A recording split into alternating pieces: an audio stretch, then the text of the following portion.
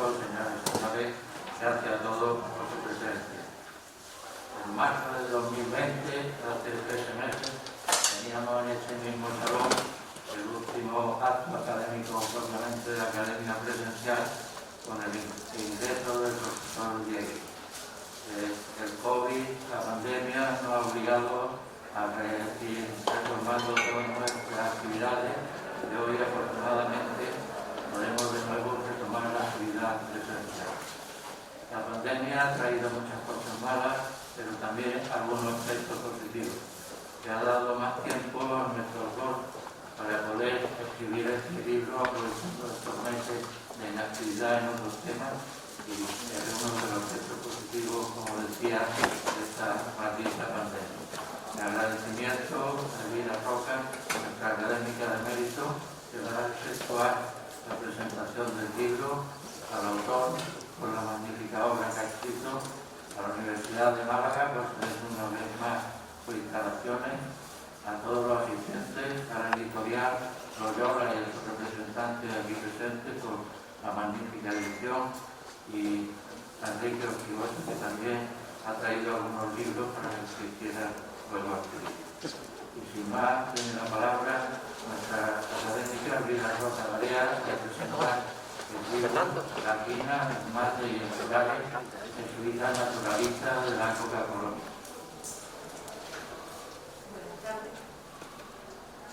Buenas tardes. Es realmente raro encontrarse en un acto con gente que estén separados unos de otros. Es como una sensación extraña después de tanto tiempo. Muchísimas gracias, presidente de esta Academia Malagueña de Ciencias, por acogernos aquí y a esta casa también, que nos ha físicamente dado lugar en que celebrar lo que hay que celebrar, que es mucho celebrar, y a nuestro señor alcalde, que acaba de hacer esto de presencia, que vamos también con mucho cariño. La publicación de este libro, que es realmente para mí muy especial por muchas razones, por muchas razones que voy a intentar desgranar aquí, para invitar a la lectura porque su autor, aquí presente, ha tenido la bien dejarnos esta obra que nos enseña algo que deberíamos conocer mucho mejor de lo que conocemos, y que realmente la pregunta del millón es ¿por qué no? Yo voy a hacer una semblanza rapidísima de la persona que ha escrito este libro, que tiene un currículum realmente espectacular, cosa que suele suceder con la mayor parte de los hombres de la compañía. Licenciado en Filosofía, en Ciencias Químicas y en Teología, es doctor en Ciencias con premio extraordinario, catedrático de Bioquímica y Biología Molecular, premio Maimónides de Investigación, ha sido profesor invitado en muchas universidades de América, San Salvador, Argentina, Bogotá, México, etc. Tiene muchos trabajos de investigación, más de un centenar, relacionados con su asunto, su tema de investigación primordial, que fue o ha sido, y seguramente sigue siendo, regulación del ciclo de los ácidos tricarboxílicos en levaduras y el metabolismo del nitrógeno en las células tumorales. Tiene un manual de enzimología, tiene tratados también de bioética, y su última obra es esta que está aquí, que es casi un retrato de familia, le gusta decir, y debería ser para nosotros también un poco como mirar aparte de nuestra familia. Quiero decir que, como empieza señalando Fernando García de Cortázar, que es el que prologa la obra, hay claramente un fenómeno de silenciamiento del trabajo de ciencias que ha salido o que ha partido de hombres de la Iglesia, y entre ellos destacan muchísimo los de la Compañía de Jesús, ¿no? En gran parte se aplica a su esfuerzo misional, pero también a su trabajo de investigación. Cuando acallamos algo, lo acallamos por completo.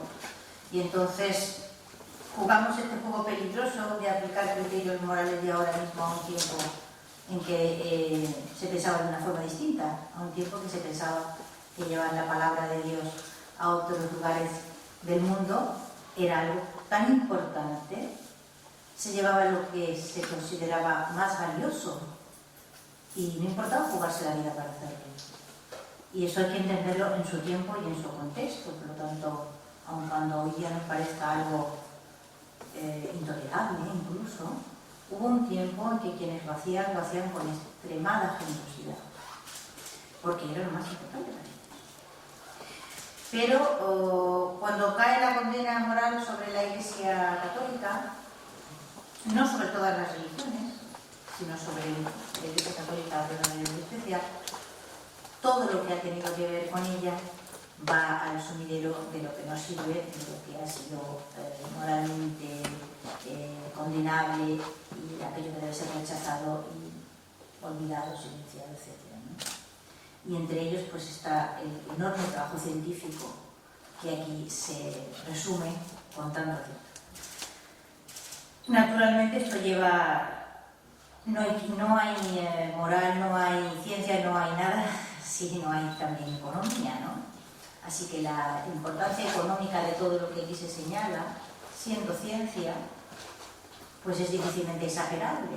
El comercio del café, el del cacao, etcétera, etcétera. O sea que lo que se enseña aquí como si fuera la punta de un iceberg es algo de dimensiones planetarias muchísimo más importante. Y ese prólogo de Fernando García de Cortázar es interesante. Es lo primero que uno se encuentra en el libro y ya es interesante. Desde el principio, y voy a citar una frase que aparece al comienzo de la obra, San Ignacio anima a sus hijos a interesarse por el mundo por el que se van a desparramar, normalmente se desparraman por el orbe entero, ¿no? Y voy a citar una frase que me pareció muy bonita, la cita él también, y de él la verdad. Dice San Ignacio, que se escribiese algo de la cosmografía de las regiones donde andan los nuestros. Y si hay otra cosa que parezca extraordinaria, se dé aviso, como animales y plantas. Bueno, pues los hijos de Ignacio realmente le hicieron caso. Y vamos ya yo solo voy a puntear quizás algunas cosas que a mí me resultan más interesantes. Pero bueno, el primero, José de Acosta, es realmente extraordinario. Es realmente el hombre por el que yo llegué a la ciencia de la compañía, por la historia natural y moral de las Indias, que se publica en 1590. Es una obra absolutamente extraordinaria. Da igual que la escribiera un jesuita, si la escribe un sintoísta, también es extraordinaria. No solamente por la actitud científica de curiosidad, por la honestidad en cuanto a la forma de enfrentarse a lo nuevo del padre Acosta. A mí me parece un hombre, realmente es un científico con todas las de la ley, y el hecho de ser un clérigo no le quita raciocinio, ni le quita espíritu científico, ni le quita curiosidad, ni le quita capacidad para investigar de ninguna manera, ¿no? Y luego el otro, el siguiente lo descubrí después, porque ya digo, yo el primero con el que tropecé fue José de Acosta y me resultó deslumbrante, y luego me resultó todavía, ya no deslumbrante, pero extremadamente inquietante haber sobrepasado generosamente los 40 años y no haber conocido que existía la obra de José de Acosta. Esto me llenó de perplejidades, ¿no? Y el siguiente es Bernabé Cobo, que publica ya más tarde, publica en 1653, y la obra de Bernabé Cobo, que es muy interesante, que es muy importante, tardó 2 siglos casi en ser editada, y esto es una tendencia al abandono, una vocación como de tercermundismo, que la vamos a ver reiterada en más de una ocasión. Y después, digamos, de estos dos hombres que son como dos acorazados que hacen el camino, aparecen pues los primeros herbarios de descripciones de plantas en distintos lugares de América, hasta que arranca la gran, ¿cómo lo explicaría yo? La otra gran descubrimiento de los jesuitas que también es fascinante, sobre todo cómo se distribuye por Europa la quinina, que ya el padre Cobo es el primero, ¿no? Pero luego vienen bastantes más, ¿no? El comercio de la quinina y la distribución de la quinina en Europa se hace con la ayuda de la Compañía de Jesús y desde Roma fundamentalmente. De hecho, hay un manual que se hace por orden del Papa, en el que se explica cómo tiene que procesarse, digámoslo así. O sea, qué es lo que hay que hacer, porque hay algunos que han publicado textos contra el uso de la quinina diciendo que es una estafa. No es una estafa, es que algunos no saben tratar cómo se consigue el alcaloide este que provoca, o sea, que tiene... Es un medicamento del tipo de la aspirina, es decir, durante muchísimo tiempo lo mismo se vio con Rotter con el cocío, o sea, uno de esos medicamentos totales que sirven para un montón de cosas diferentes, ¿no? Y los beneficios, yo he leído cosas terribles sobre la corteza jesuítica, que la llamaban los protestantes, cosas terribles. O sea, desde que eran, digamos, en la corteza venían efluvios luciferinos, incrustados allí por los papistas para apoderarse del mundo. O sea, no se pueden ustedes imaginar lo que fue el oscurantismo que impidió durante muchísimo tiempo el uso de este medicamento en Europa, simple y llanamente porque habían sido los jesuitas los que lo habían traído de América y porque estaba explicado en un manual que se había hecho en el Vaticano. Entonces ya automáticamente era como de Satanás, ¿no? Cosas terribles, ¿no? Me ha llamado mucho la atención una cita, no me acuerdo de quién, pero que viene a decir que es que la corteza fue el gran negocio. Es que claro, lo que pasa con la corteza es que fue el gran negocio de los jesuitas. Y bueno, digo yo, ¿y qué? No sé por qué. Va a ser malo que alguien hiciera negocio con esto. ¿Por qué no iban a hacer negocio? Es que no lo encuentro. O sea, si no hubieran hecho negocio, habrían dicho que, claro, como desde el punto de vista de Max Weber, ¿no? La mentalidad católica impide el negocio y impide el desarrollo económico, ¿no? Eso si no hacen negocio. Pero si hacen negocio, entonces también son malos, porque pues hacen negocio. Entonces, lo espiritual no es lo primero. Está claro que hagan lo que hagan, se van a condenar. Luego viene el descubrimiento de la hierba mate, y el siguiente capítulo está dedicado a los ríos, a los grandes ríos, porque también los hombres de la compañía fueron magníficos exploradores de cuencas de ríos como Cristóbal de Acuña en el Amazonas, que realmente no conocía este asunto de las grandes cuencas de América recorridas por los hombres de la compañía, pero es también impresionante el trabajo que sobre ellas hicieron, del estudio de riberas, de las plantas propias de cada una de esas cuencas. Es impresionante. Y luego viene otro capítulo también muy importante, porque realmente, bueno, no voy a descubrir la América, yo hago aquí. El Gran Chaco, Argentina, Bolivia, Paraguay, bueno, la gran provincia de la compañía, ¿no? Y aquí he descubierto que no conocía, y me ha dejado absolutamente impresionada, una obra Paraguay natural ilustrado de José Sánchez de Labrador, que está sin editar. Tiene algunas partes editadas, es un trabajo de extraordinariamente amplio, ¿no? Hay parte de obra suya perdida, hay algunas ediciones hechas de cosas suyas parcialmente. Es increíble, porque además es que tiene unos dibujos de una belleza impresionante.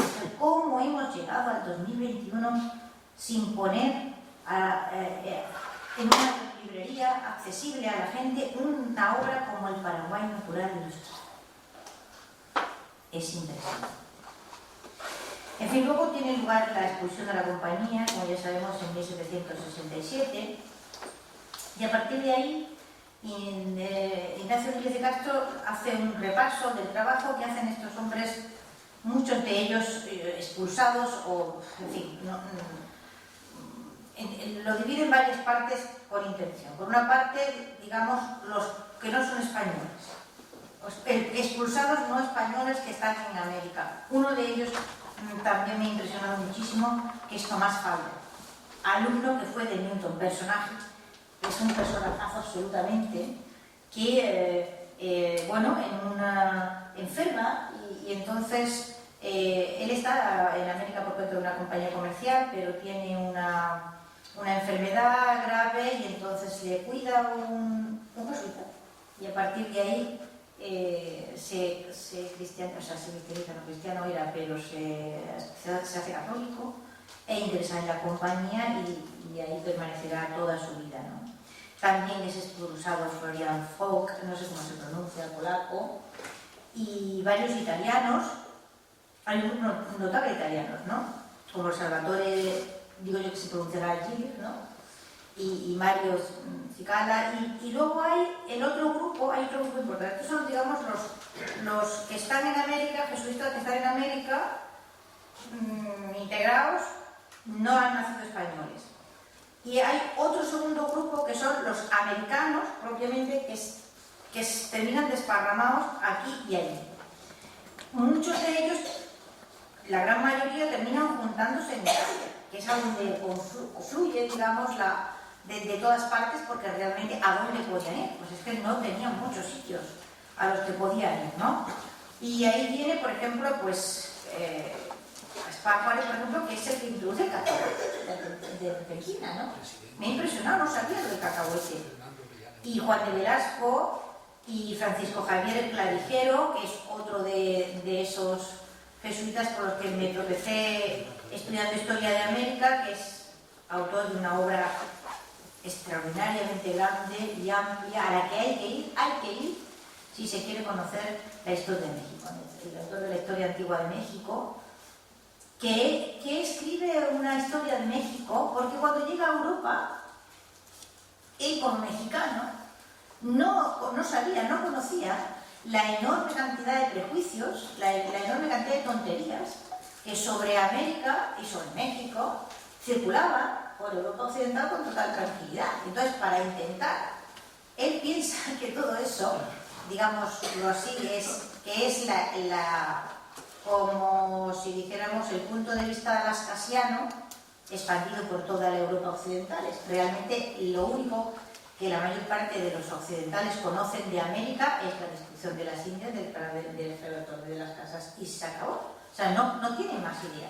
Entonces, Callejeros se sorprende muchísimo del desconocimiento abisal que hombres de mucha cultura y de mucha posición dentro de ese estamento de la cultura en Europa tienen de América. Para quitarles esas cosas de la cabeza escribe la Historia Antigua de México, pero no lo consiguió en absoluto porque fundamentalmente pensaban aquello que querían pensar, claro.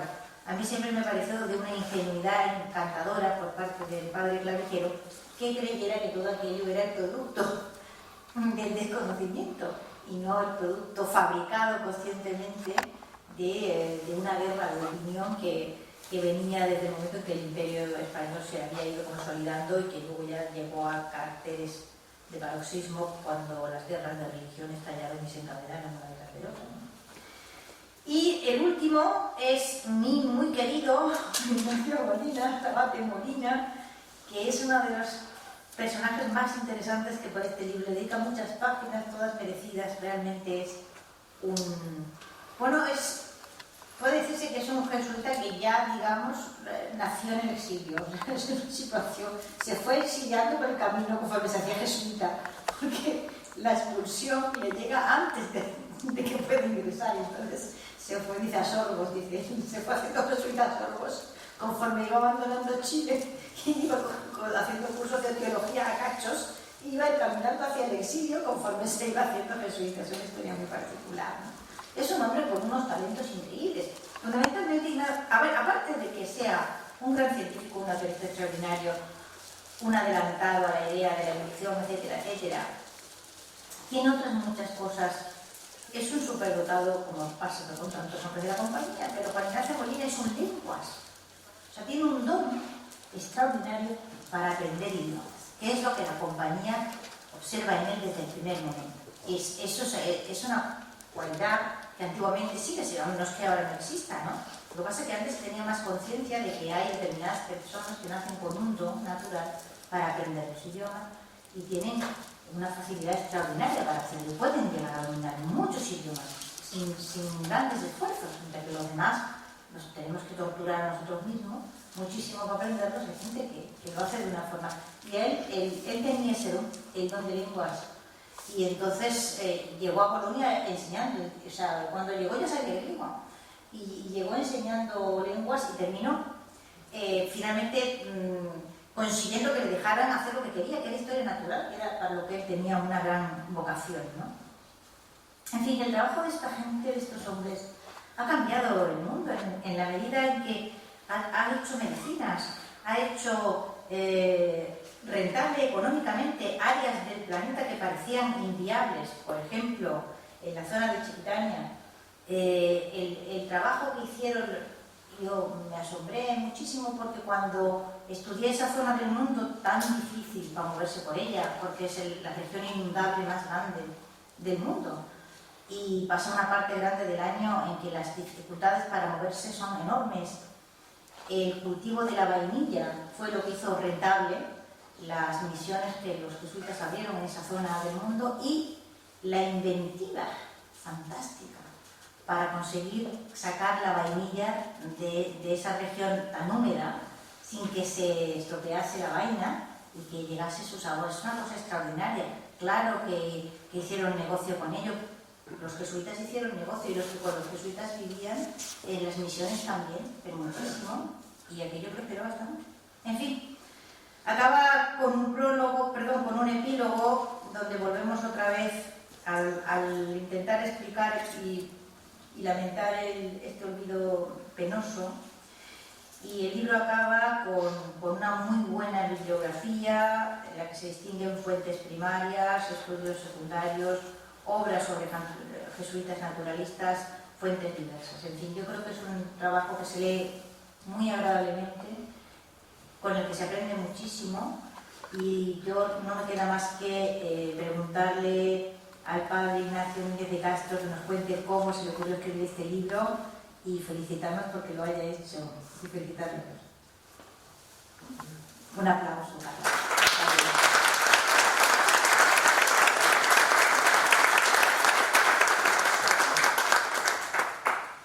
Muchas gracias.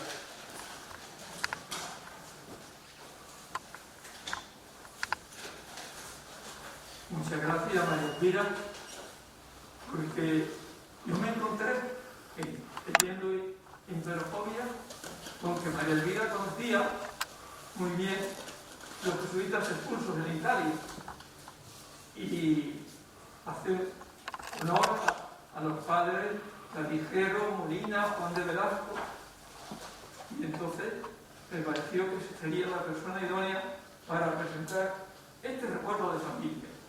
Yo le llamo un recuerdo de familia. ¿Cómo surgió este libro? Pues surgió de la siguiente manera. Hace muchos años,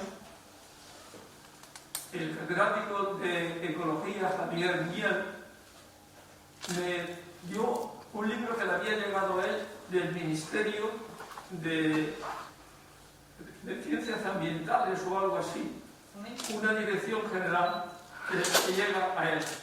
Y entonces se llamaba José Sánchez Labrador y los naturalistas jesuitas del Río de la Plata.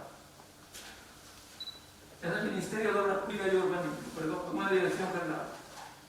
Mi colega me dedicaba el libro con estas palabras: he recibido este libro y espero que sea de tu complacencia. Acéptalo pues como obsequio en prueba de nuestra amistad. Desde luego hizo un regalo inmenso, porque yo no tenía ni idea de ninguno de estos hombres. Absolutamente ni idea de ninguno de esos hombres.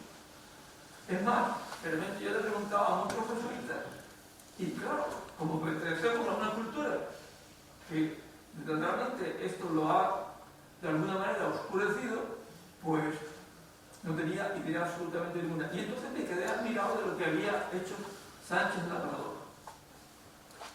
Y lo que allí tenía era un poquito, nada más, porque Sánchez Labrador escribió 3 tratados enormes. El Paraguay católico, de que sí se conserva, y muy recientemente creo que están haciendo una nueva edición. Hubo una en 1910, pero se conserva el manuscrito en Alcalá de Henares, en la biblioteca del archivo de la Compañía de Jesús. Luego escribió el Paraguay cultivado, que sería una obra impresionante. Este se vendió el manuscrito después de que la Compañía de Jesús la extinguieron y él se murió. Él vivía en Rávena. ¿Quién sería el heredero? Pues no llegó a la compañía y se sabe que se vendió en una subasta en París, pero no se sabe nada más. Y luego el Paraguay Natural Ilustrado, que son 1852 folios miniados con unos dibujos preciosos. Bueno, pues esto a mí me llamó la atención, dije, esto es un auténtico... Y entonces yo publiqué un artículo, bueno, me leí aquel libro, me invitaron cuando Sánchez Labrador hacía 300 años de su nacimiento en La Guardia, Toledo. Fui al pueblo de La Guardia, Toledo, y allí había algunos gente que llevaba Labrador de apellido y que eran de la familia de Sánchez Labrador. Y entonces escribí un artículo que se publicó en Razón y Fe sobre el misionero de los Guaycurúes, que es el que él misionó. Y al final de la publicación del artículo ponía, digo, y esto he descubierto pues una pléyade de hombres que había estudiado para la historia de la ciencia. Yo vi que nadie lo estudiaba y hace 2 años me piden, hombre, ya que hiciste lo de Sánchez Labrador, queremos hacer una obra monumental que todavía está en proyecto y te vamos a dedicar a ti que escribas algo sobre la botánica de los jesuitas de América. Entonces me puse a ello y vi que no podía hacer un capítulo por libro, sino que el capítulo del libro tenía que ser el resumen de una monografía un poco más larga. A mí me cuesta mucho trabajo escribir porque yo he sido hombre de ciencia y los de ciencia no escribimos mucho, sino que escribimos porque las revistas además te dicen que en 2 paginitas tiene como leerlo todo.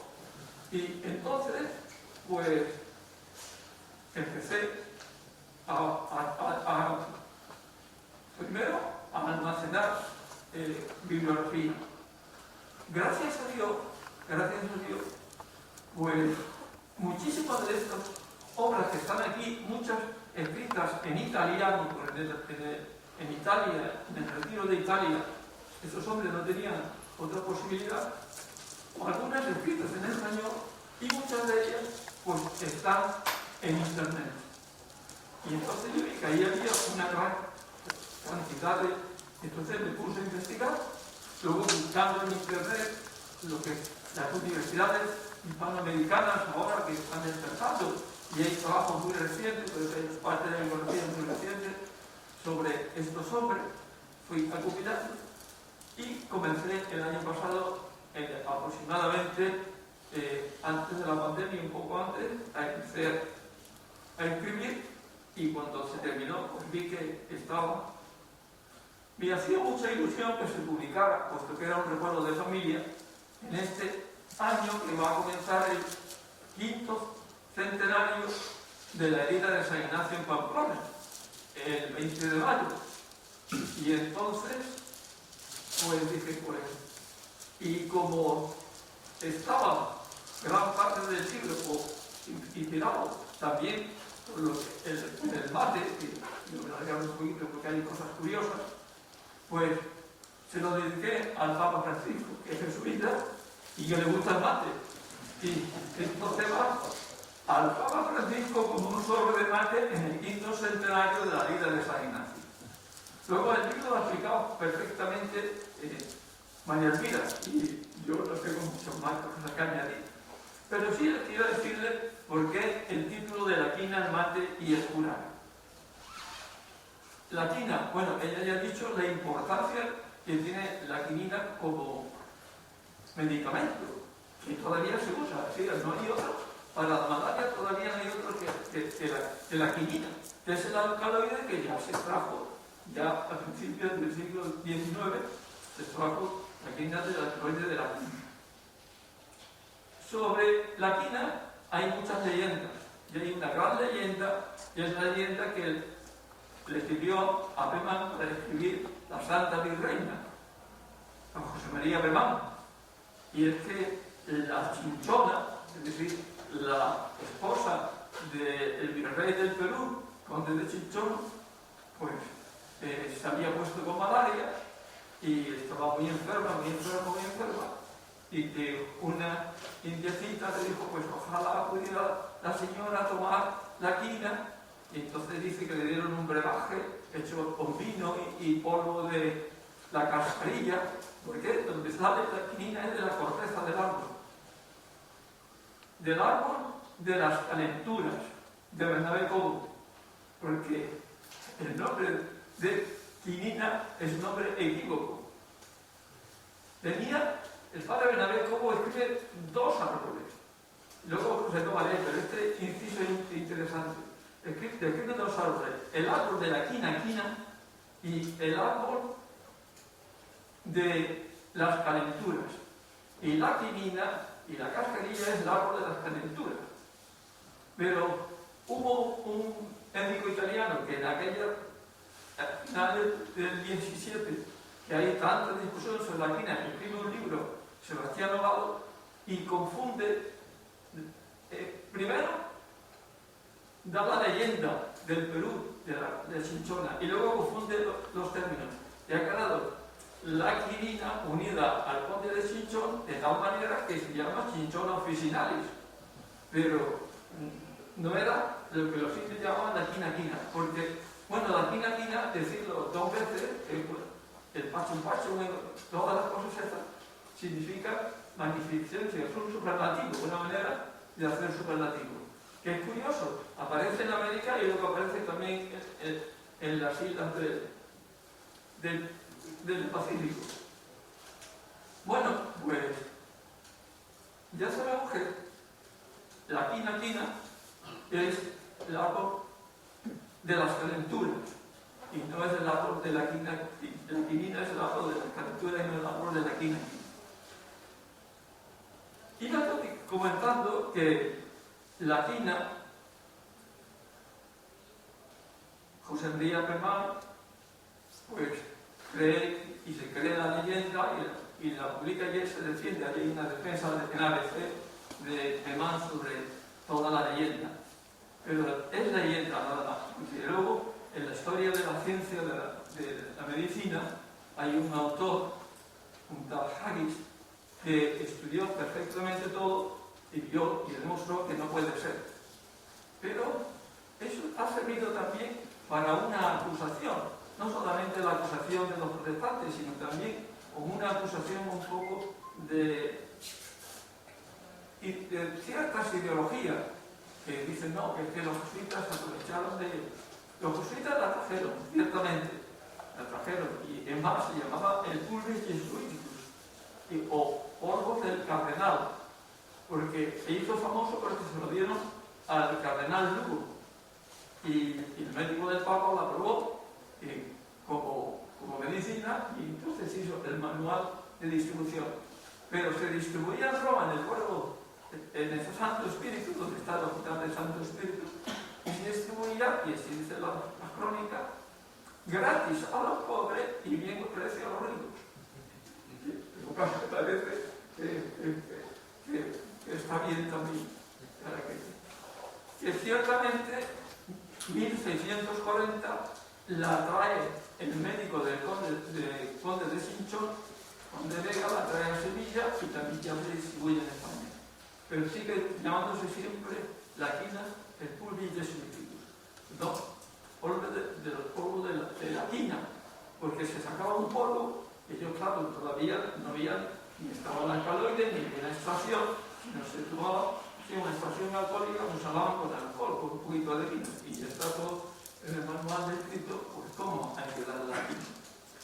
Entonces, cuando yo ahí terminé, digo, bueno, ¿qué título le pongo que un poco recoja? Pues la quina. Y luego el mate. El mate es una cosa también tremendamente curiosa. El mate, para nosotros, no es una bebida ordinaria, pero cuando uno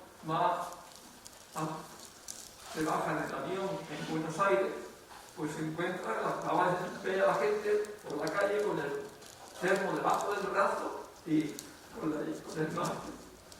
Bueno, El mate lo tomaban los nativos. Ellos tomaban el mate.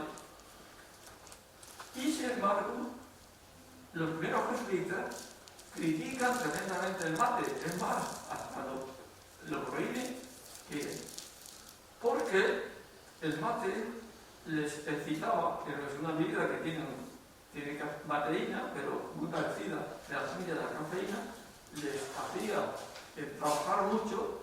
Entonces los encomenderos no tenían ningún tipo de escrúpulo en que trabajara muchísimo si lo que hacían era beber mate.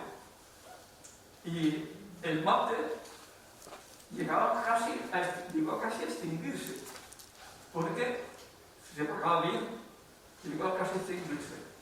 Entonces hubo un jesuita que es anónimo, que logró hacer la siguiente observación, porque es puramente observación, que aquellas plantas crecían cuando la semilla había pasado por el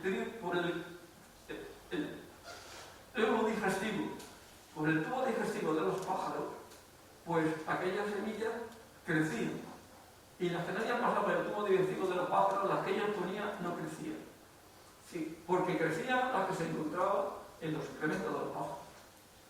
Y entonces dijo, estuvo asimilando la semilla, vio que había un mucílago, y entonces, pues, los jesuitas, y este sí fue un poco, no el secreto de los jesuitas, pero sí, ellos sabían la manera de hacerlo, con una observación muy metódica, pero no hay secreto ninguno, porque el padre Dobby Forster, un alemán, esto tenía que hacerlo un alemán, pues Dobby Forster escribió 3 tomos en latín,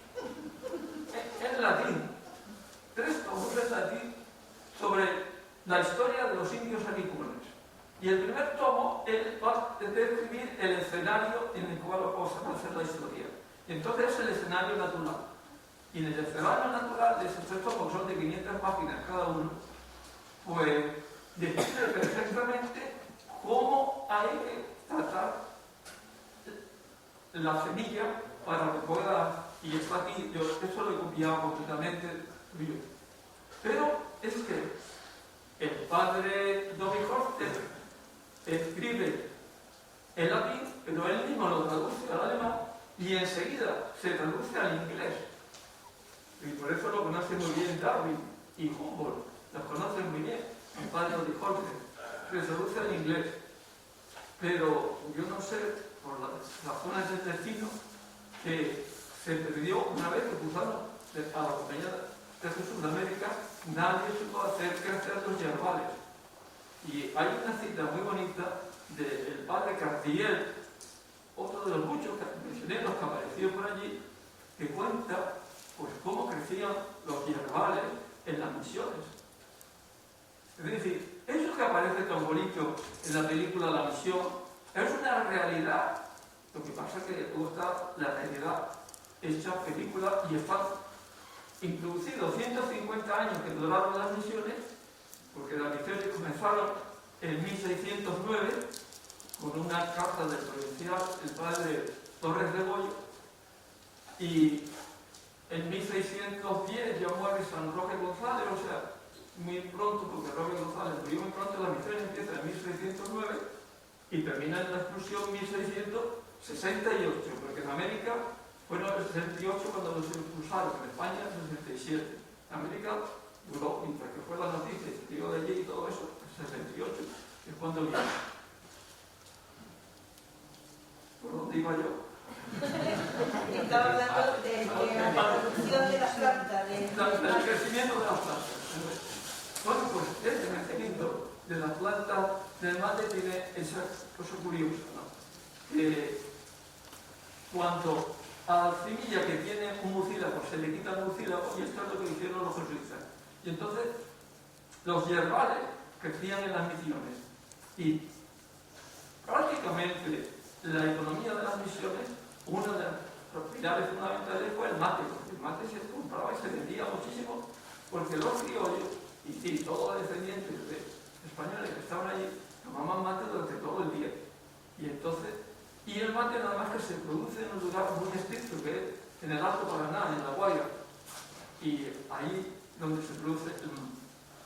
Bueno, por eso el mate también, luego después los jesuitas ven que al principio lo menos tal, pero vio que tomado en pequeñas cantidades y comiendo y todo eso, el mate se podía utilizar como otras bebidas. Y dice el padre Ruiz de Montoya, tiene mucha gracia, que él escribe La conquista espiritual de la Paraguaria.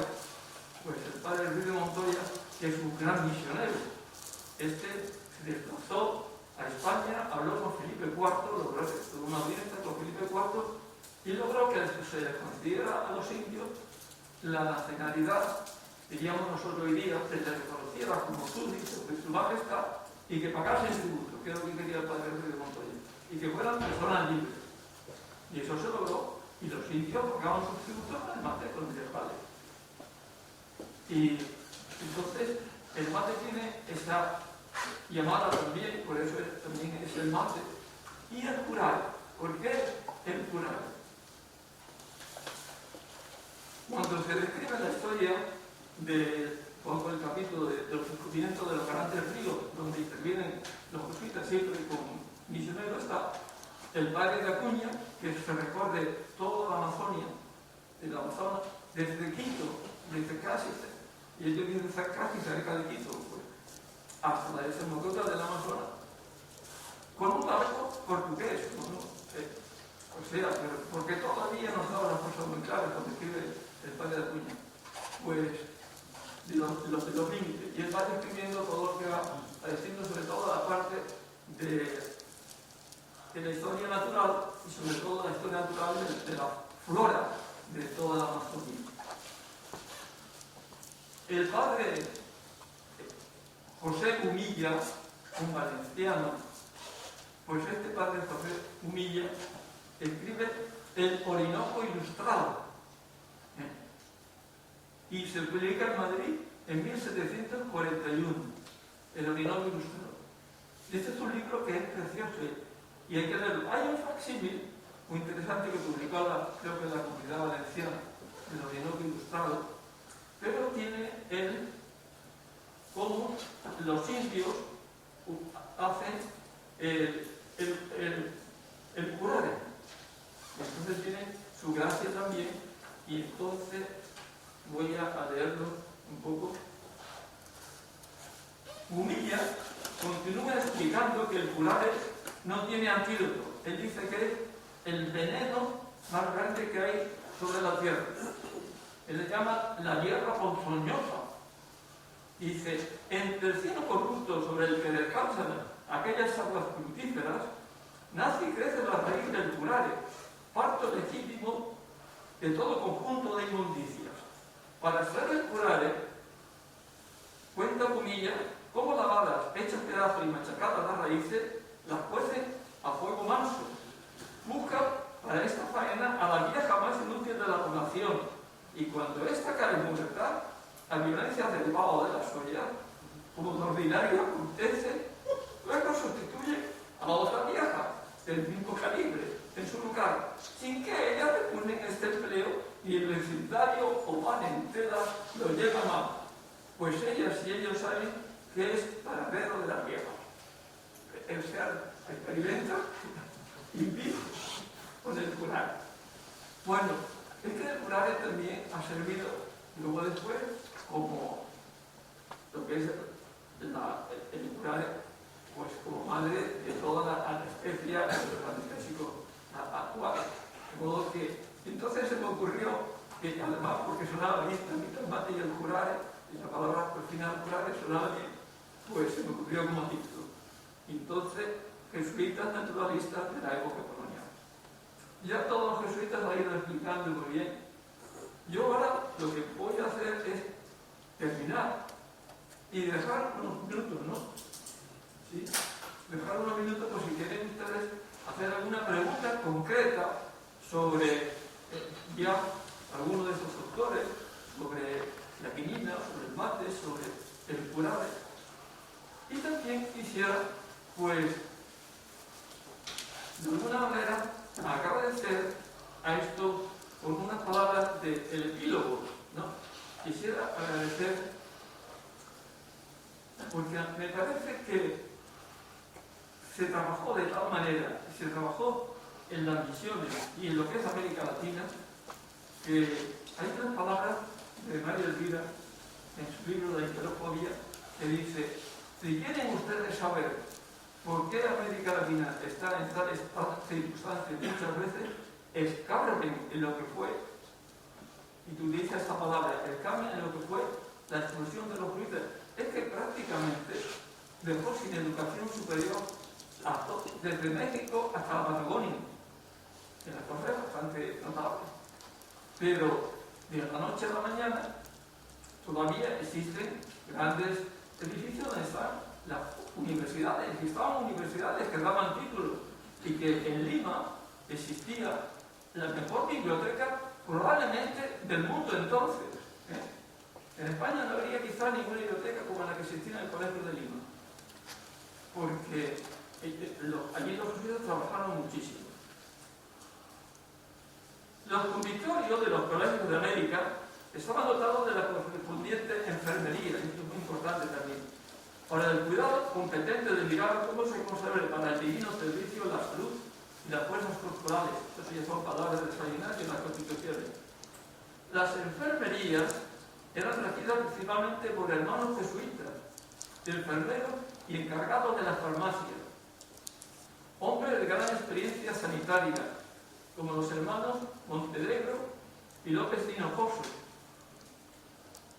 a los que se les deben los primeros manuales de farmacia y cirugía del Nuevo Mundo. En Filipinas leyó la brillante obra del botánico Campbell. También es interesante este hombre, Campbell, porque este hombre publicó sus descubrimientos sobre las plantas en la Philosophical Translation en 1600 y Linneo le dio el nombre de camelia a la planta del té en recuerdo de Campbell. Y entonces, pues, el camelia luego pasó a la literatura con la Dama de las Camelias, y luego pasó a la música con la Traviata, y luego pasó a la política con la liberación, como la flor de la liberación de la mujer, que utiliza muchísimo. ¿Por ahí? Bueno, y el hermano Campbell. De este modo, la creación de las primeras farmacias del continente, los colegios de la compañía, contribuyó en gran parte a la conservación de la rica farmacopea indígena, estudiada y difundida por los jesuitas, como es el caso de la corteza de la calentura que hemos hablado, del pase sacaraquina y del bálsamo de Aguaribay, que era otro de los muchos bálsamos que también utilizaban. A los primeros herbarios, los misioneros han pasado la historia de la botánica.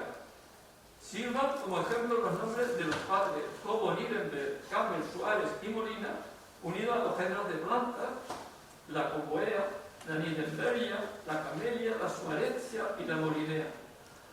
Bueno, y también encontramos en el Campbell, que fue el primero que describe el strychnos, y entonces, y de ahí se sacó la estenina, y el strychnos que describió Campbell es el Strychnos ignatii, según la clasificación de Bergius, el Strychnos ignatii. Yo quería que hubiera, pues, se hubiera puesto la portada el Strychnos ignatii, pero el Strychnos ignatii era más feo, y entonces los de la editorial dijeron que se pusiera el que se encuentra el Strychnos nusvomica, pero en fin, son también de la misma familia, del mismo género, uno y otro. Con esto yo ya termino, y que sea este recuerdo de familia el que esté presente.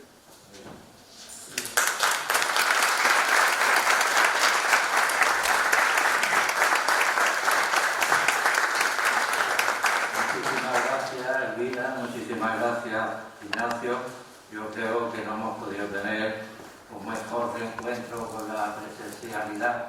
Es importante el contacto humano y no tanto a través de las pantallas que tanto nos han ayudado. Este acto de hoy sirve para reforzar el lema que ponemos en las redes sociales de que ciencia es cultura, y también para ver cómo la sección de Ciencias Sociales y Humanidades es fundamental en una academia de ciencias, porque conocer la historia es fundamental para conocer la verdad y para progresar y saber dónde estamos. Quiero agradecer la presencia del alcalde, que realza más este acto, la primera autoridad de la ciudad, que siempre nos apoya y nos está apoyando en algunas cosas que tenemos en mente para hacer un homenaje próximamente a los Orbuesta, a la familia Orbuesta, que ya anunciaremos. Y abrimos un pequeño turno, pocos minutos por las normas que tenemos de intervenciones. Pido que sean breves y para que la presentadora y el autor contesten a quien quiera. Si el alcalde quiere hablar, le damos la palabra en primer lugar. No sé qué para hablar. No. Para agradecer a Ignacio su trabajo, ¿no? Y ya que me invitas a ello, tengo que felicitar a Mira por la presentación. También tengo que ocupar una pequeña cosa. La identificación. No, preguntar, Ignacio, ¿qué porcentaje de la obra inmensa que hicieron los jesuitas en América crees que queda reflejado en esta obra, en esta parte de historia natural? Por hacer una idea. Sí, primero que yo lo digo ahí, yo no soy historiador y tampoco he podido visitar archivos, solamente me han mandado, porque un compañero, cosas del archivo de la compañía de Sánchez Dorado, honestamente. Lo que más he ido viendo, lo que hay en la biblioteca de los jesuitas en Granada y lo que he sacado de internet, que hay muchísimo. Eso. Yo no soy historiador, por tanto yo lo que quiero con esto es que abrir un horizonte y que haya gente que se dedique a investigar.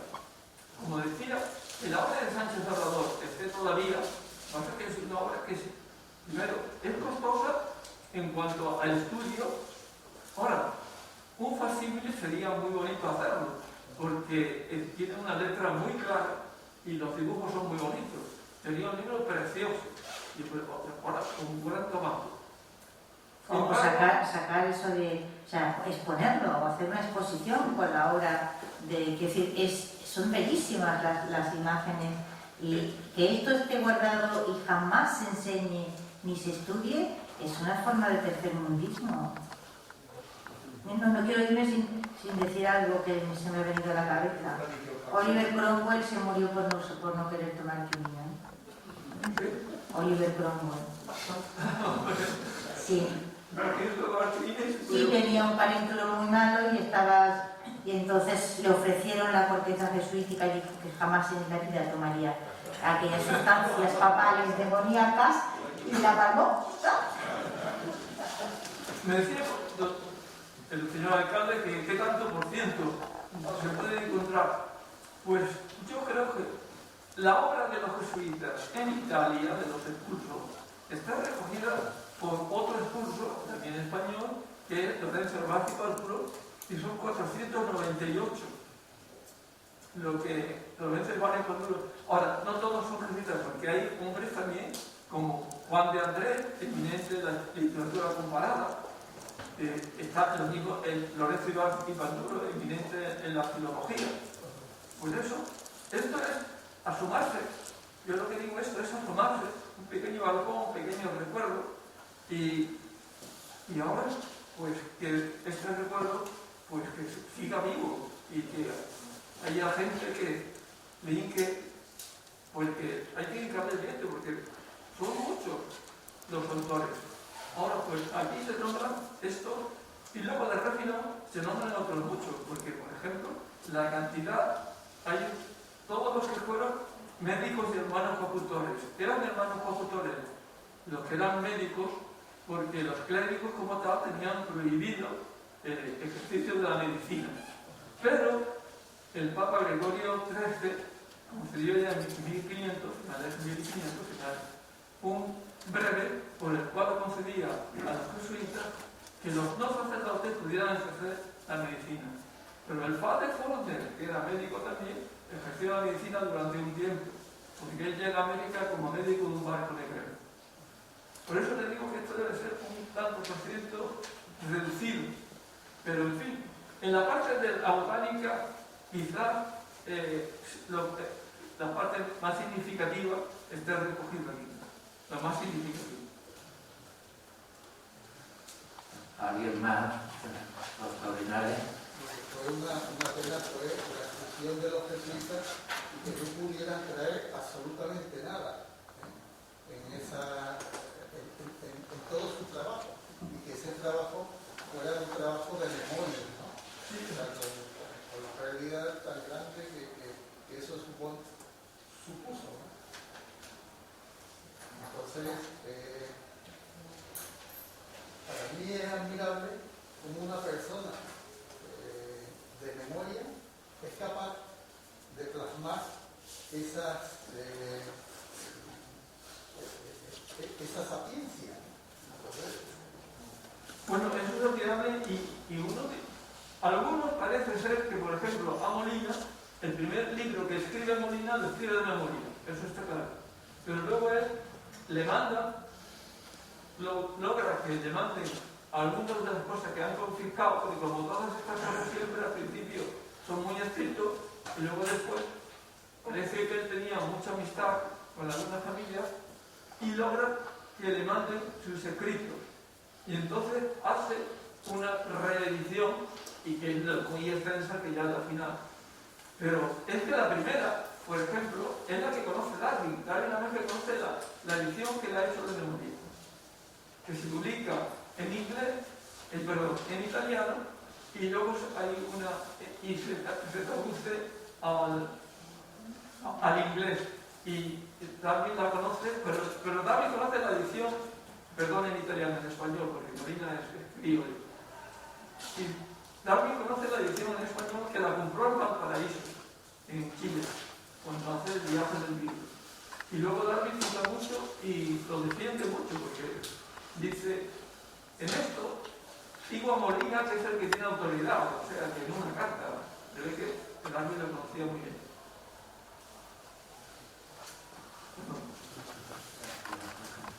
Antonio Fontana. Puede parecer que de la exposición estamos en el 1700, en el 1500, en el 1800, pero quiero advertir a los oyentes y a la mesa que la quina se sigue utilizando.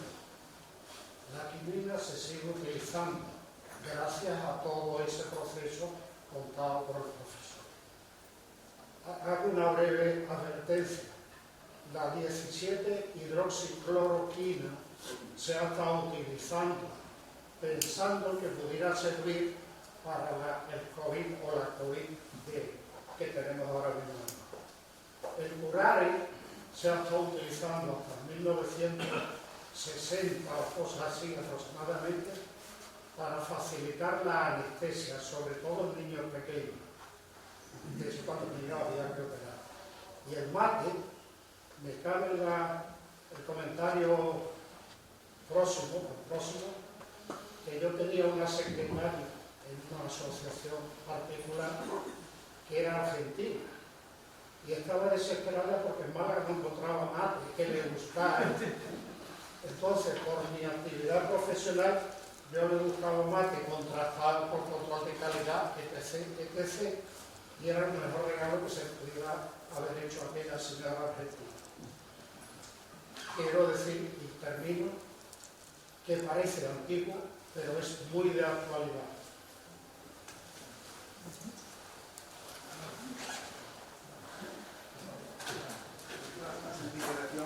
A mí lo de la reflexión sobre lo que había dicho el libro, respecto al papel negativo que se produce con la discusión del Instituto de América, cabría también hacerla, pregunto gracias a Lira y a Lira, en relación a la cuestión de España, ¿no? Pues una de las cosas que Lira me ha dicho alguna vez que lamento más es la tardanza en tener en Málaga universidad. Aquí está el instituto universitario. La importancia de tener en 1972, pues ya muy tarde, ¿no? Y el papel, por tanto, el vacío que Málaga tuvo durante un tiempo de esplendor de Málaga, final del 18, segundo y tercer diccionario, etapas en que hubo la expulsión de 1817, por el Málaga, por tanto, 1835 también, en ese sentido. Y en ese momento, a lo mejor, si hubiera estado aquí, quién sabe, hubiera habido esa posibilidad de universidad. Luego la hubo más tarde, la de Deusto, etc., ¿no? Y el colegio de Málaga, ¿no? Pero hubiera sido magnífico que hemos tenido una universidad mientras llegaba la pobreza. Yo no quiero dejar no quiero terminar sin hacerle una pregunta al padre Ignacio, quizás una pregunta más. No sé exactamente cuántos hombres hay hoy en la compañía, ¿15.000?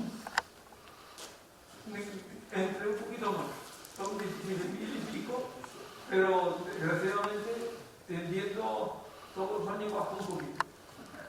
Pero siguen siendo mucha gente. 17.000 personas son muchas personas. Y en cualquier caso es una institución organizada y jerarquizada. ¿Por qué han elegido enterrar su pasado de esta forma? ¿Por qué viene un jesuita de Málaga ya de respetable edad a publicar este libro habiendo tanto jesuita con 30 años que los debe haber 40? Bueno, quiero decir, va uno a Loyola en Sevilla y hay el mapa de todas las instituciones educativas de la Compañía de Jesús por el mundo, es impresionante. Entonces, es evidente que es una decisión la de olvidar, es una decisión la de ignorar el propio pasado o enterrarlo, es una decisión activa. Quiero decir, uno elige no hacerle caso a esto que ha existido. Entonces, a mí esto me inquieta enormemente por lo que tiene de enterrar al mismo tiempo y de consumo, pasado de España y de América, la asunción de determinados puntos de vista bastante, en fin, extraños, junto con el vocabulario que ya nos ha invadido, ¿no?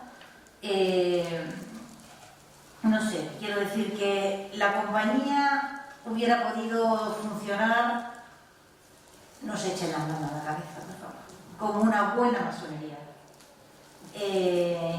para el mundo hispano. Y en un momento determinado, no sé qué pasó, efectivamente hubo una expulsión, eso es cierto. Pero después han pasado muchas cosas y aquello ocurrió en el siglo XVIII. Y entonces la no publicación, el no estudio, el desconocimiento, o sea, que uno se vaya a buscar bibliografía sobre el padre Acosta y tenga que leérselo en la edición original que hay en el Google Books, es que claro, cielo. Tienen ustedes personal formadísimo, gente capacitada como usted mismo y otros tantísimos. Y yo eso realmente no lo entiendo. Es una obligación con respecto a los siglos pasados, es una obligación con respecto a Chile, es una obligación con respecto a la Argentina y al Chaco, y es una obligación con respecto, o sea, es que uno hereda, ¿no? Y donde hereda lo bueno, pues se hereda todo. Quiero decir, y esto no es nada de lo que haya que avergonzarse, o sea, quiero decir que hay que sacudirse esa costra de complejo, y si la compañía tiene complejo, entonces ¿quién no lo va a tener? Ya es sacado y vámonos. No sé, quiero decir que me parece tremendo, bueno, la obra que hemos comentado, ¿no? Que siga estando en estado manuscrito sin que le haya hecho nadie caso durante siglos, ¿no? Y como esta, otras cosas que verdaderamente no. Y no podemos decir, no tenemos personal cualificado, ¿no? ¿No? Por lo tanto, es inquietante, ¿no? Ahora, el personal joven que tiene la Compañía de Jesús, en Europa, todo lo que es Europa Central, Media y Mediterránea, todo lo que es Europa, antes mucho que Italia, Francia, Alemania, Bélgica, ingleses también había un gran grupo, los Países Bajos también, eso fundamentalmente Austria. Lo que es Europa es la tasa cada año en la provincia de España mueren una media de casi 50 de los últimos 10 años, y la entrada suele ser unos 4, 5, Y luego es difícil porque son muchos años de formación que algunos pues ven durante el tiempo de formación que no es su vocación, y entonces lo dejan un poco, ¿no? Y entonces en Europa es muy difícil la reposición. Sin embargo, en la India, curioso, en la India, que es un país muy espiritual, y en Vietnam hay muchísima vocación. Y la parte grande de los jóvenes están todos en Asia. Por eso, y luego hay tantas cosas que llevar adelante que verdaderamente que esto es quizás poderlo hacer, lo puede uno hacer cuando ya está jubilado y hay una pandemia. La responsabilidad ominosa que explica Yo considerando que soy que soy atea confesa, creo que ya he hecho bastante. Las cosas como son, ¿eh?